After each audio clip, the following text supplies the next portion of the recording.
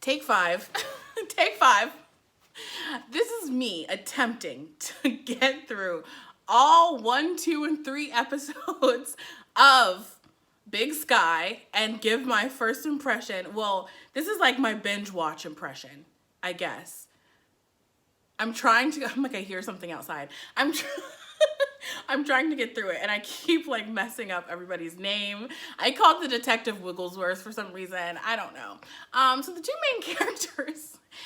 main characters are Jenny Hoyt and Cass. Cassie, they are in conflict because Cassie slept with Cody Hoyt, who is Jenny's estranged husband. They're separated, have 2 separate houses, but they are not fully divorced yet. I'm just gonna keep being paranoid and hearing noises, so just have fun with that. So she's mad at her. So in the first episode, it's like it opens on her being in a mood, her going over to confront Cassie, and their whole thing. Let me tell you, I was so sick of this plot point as soon as it was exposed to me. I was like, I'm done. I'm over that. And it's gonna keep being a thing throughout the show because there is a spoiler that happens. Spoiler. So Cody gets shot in the end of the episode. But it's going to still be a plot point of you slept with him and had a relationship while we were still married. And it's going to still become this thing between the 2 women. And I hate it. I hate it. I don't like it. I don't like that aspect. I just think it's whack. I don't know. It's just something about it. I'm just like, okay, we got it. Like, you were estranged. He was obviously some level of grown middle-aged fuckboy to even be banging someone who is your family friend. Like, like, can we move on? And then why would Cassie do it? Why? I'm over it. I'm over that plot point. I'm over that little level of tension that they're trying to put in. I'm over that. And then they get into like a fist fight. They get in a bar fight. This is kind of a smaller, more rural area. You're getting into a bar fight and humiliating yourself in front of the whole town over what? Over Ryan Philippe? Over Reese Witherspoon's sloppy seconds? Are we joking? Are we serious? Are we serious with this plot point? Okay, goodbye. So that was that plot point. Those are the 2 main leads. Then we have the 2 villains. So for some reason I was calling him Wigglesworth in my mind. Legarsky, who's the state trooper, who's like, oh, well, shucks, I'm the state trooper. Everybody likes me. Get out of that mud, friend. Back out slow like you're making love to the earth. I'm just like, really? He was laying it on thick. I didn't know what was going on. When they first introduced him, I'm like, what is his deal? Like, ugh. Then, like, when it's revealed that he's, like, one of the, like, main villains, I'm like, makes sense. He was kind of douchey from the jump. Let me talk about the best intro to 2 characters on the show. Ronald and Ronald's mom. Ronald's mom, first of all, Ronald is a 38-year-old disappointment who lives at home with his mom. And his mom just, every time they're in a scene together, she reads him for filth. She drags the shit out of her son every chance she gets. And I'm kind of here for it because he's one of the villains and I don't like him. But I'm like, yeah, but you dragging him for filth every day of his life is why he's a monster. So, kind of a lot of blame to go around there. So those are the 2 mains, the 2 villains. I like the mom. Their relationship is very creepy. He's tons of mommy issues. And then it bothers me as the show goes on. So let's go introduce the 2 girls. So the 2 girls are, hold on, I'm looking at a list. We have Grace and we have, what is her sister's name? Jerry, Grace, Rick, Cody. Who is the other girl? Oh my gosh. Danielle. Danielle is so annoying. She's so annoying. First of all, let me just say how I'm disappointed in the characterization of these 2 girls. I'm very disappointed in the characterization of the sisters, of Danielle being like, I'm the blonde, bubbly, sociable one. I'm just too sociable and popular and pretty to know how to take care of my car. And then we have like the sister who's like, we're going on a 12-hour car ride and you don't know if your engine works? Like, are you stupid?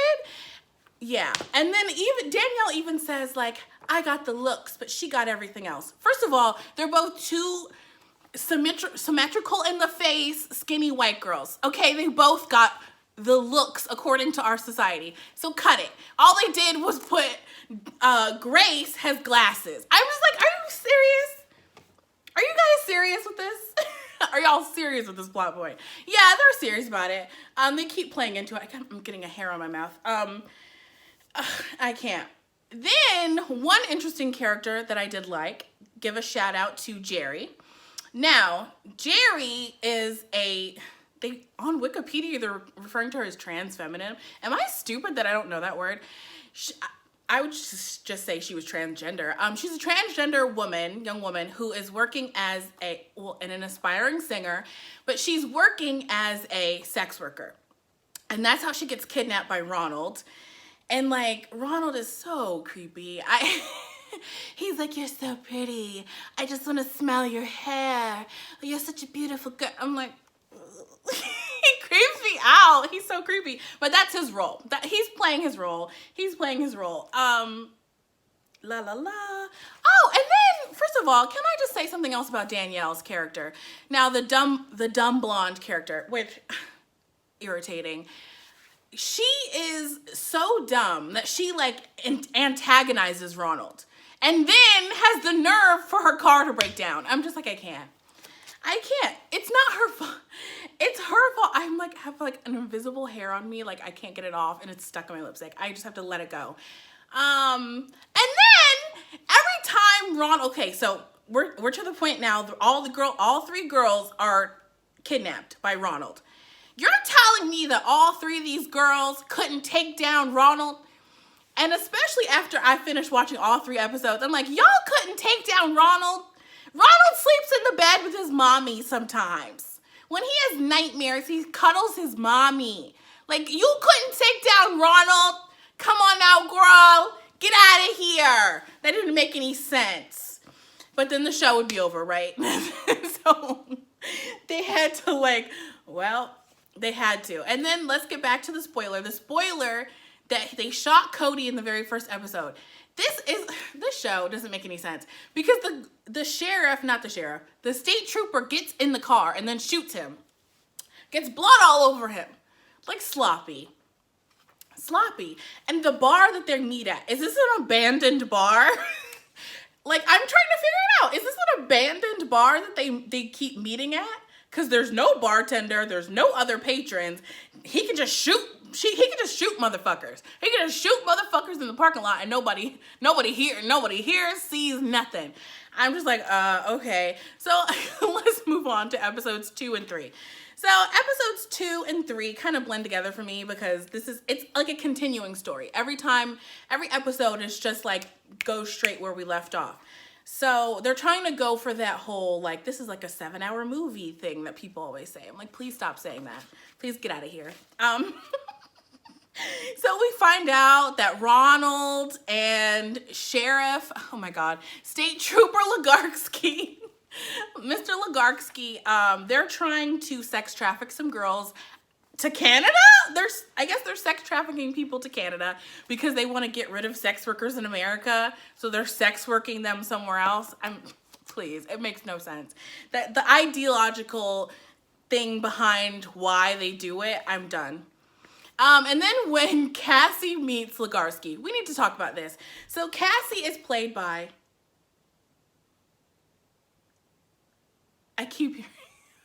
Cassie is played by Kylie Bunbury, who is black. And he immediately meets her and he's like, I keep hearing something. You're so beautiful and black. There's not a lot of black people in Montana.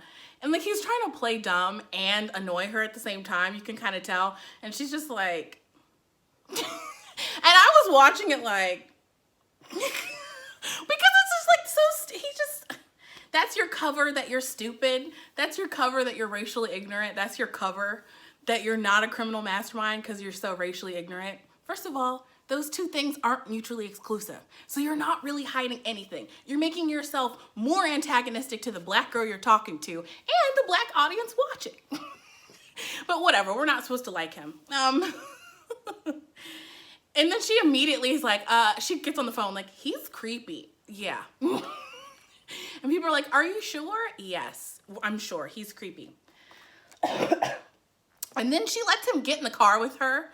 I would let him stand in front of my car and I would open the window a crack like this. Yes, sir. Let's just talk like this. You don't need to get in the car. I'm sorry, my car is so dirty. You see all this stuff. I can't. My purse is on the seat. I can't. No, don't get in. I'm not letting you get in the car with me. Girl, goodbye. And then in episode 2, Danielle is so annoying. She's like, what are we gonna do?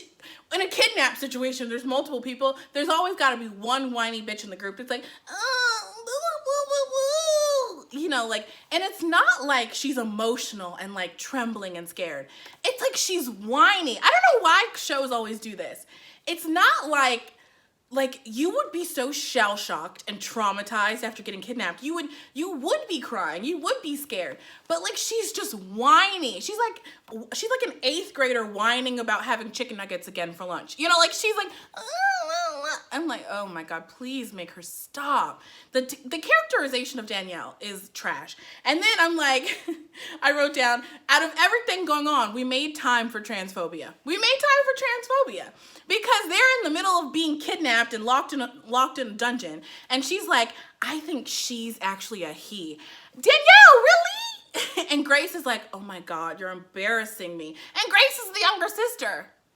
I can't. I don't know what to say. I don't know what to say. By the time we get to episode 3, I need to start wrapping it up. By the time we get to episode 3, we get, this is my another problem I have with the show. Why has no one filed a missing persons? Where's the missing persons report? Because the state trooper is like, well, they're not officially declared missing yet. You don't get to, this is another misconception that people have, and that like once I started getting into true crime, I kind of realized that because people talk about it. You don't have to wait 24 or 48 hours for someone to be declared missing. You can, if your child is gone for 6 hours and you're scared, you can go to the police and file that report the same day. So the fact that it's been several days now, these bitches are locked up in a bunker, like come on out, girl. Somebody should have been filed. And if we're gonna bring race into this, which I'm gonna have to talk about the indigenous people's response to Big Sky in a separate video. But if we're gonna bring race into this, and they mention it several times, you kidnapped 3 cute, adorable, suburban teenage girls. You shouldn't have done that. Girl, all they had to do, them white parents should have twirled their ass down to the television station and said, look, my 2 cute white daughters are missing. Please put them on the news. People, that shit would have went viral that day. Now, that doesn't make any sense. The fact that they're not officially declared missing, that doesn't even make any sense. They should have already been on TV. They should have already had a press conference and everything, okay? That doesn't make any sense. And then I feel bad because I'm done. They're talking about the trans girl and they're like, oh, well, no one's gonna look for her, but those other 2, they're a problem. And I'm like, okay, girl. And then the church is told a red herring in episode 3. Just a waste of time. We get the trans girl's backstory. Let's talk about how they handle the trans character. And I'm very weirded out because I was looking at the Wikipedia. And so Jessie James Keitel, I don't know how to say her last name. She is the first non-binary actor to play a non-binary series regular on primetime television. And let's talk about how they're handling her character. Her character kind of gets her own shine, but she also has to play that role of, I'm letting the ignorant white girl from the suburbs have a character arc because she went from calling me a he last episode to asking about my backstory and realizing her ignorance in this episode. Like, goodbye. Do we like that characterization? Are we here for that? I'm kind of not. And then Grace is gonna come. I wrote down that Grace is gonna come back with no toes. She's gonna come back with no toes, running around with no shoes on in the forest. And okay, this is another thing that didn't make sense. So the last thing I'm gonna talk about is, so I keep calling him the fucking sheriff. The state trooper. The state trooper just goes around killing everyone. So he killed Cody, and he's holding 3 people hostage. And when Grace escapes, she finds a fisherman, and he kills the fisherman. Okay, well, Not only is Cody's family looking, the girl's family is looking. The friend, first of all, the friend of Jerry, I don't like the name Jerry, I can't remember it. The friend of Jerry is looking for her too, even though y'all like, she's a throwaway. No one's gonna look for her. Someone is looking for her, bitch. That's, I'm like mad about it. I'm like big mad at how they treat Jerry in the show. And then you're gonna kill the fisherman. His family's gonna look for him. It doesn't make sense. Like, how are we gonna go to the end of the series? Like, you can't just kill everybody around. And then the actual police are not doing anything. Why? Why? The actual police should be all over this. That means the whole police department has to be in on it. Yes or no?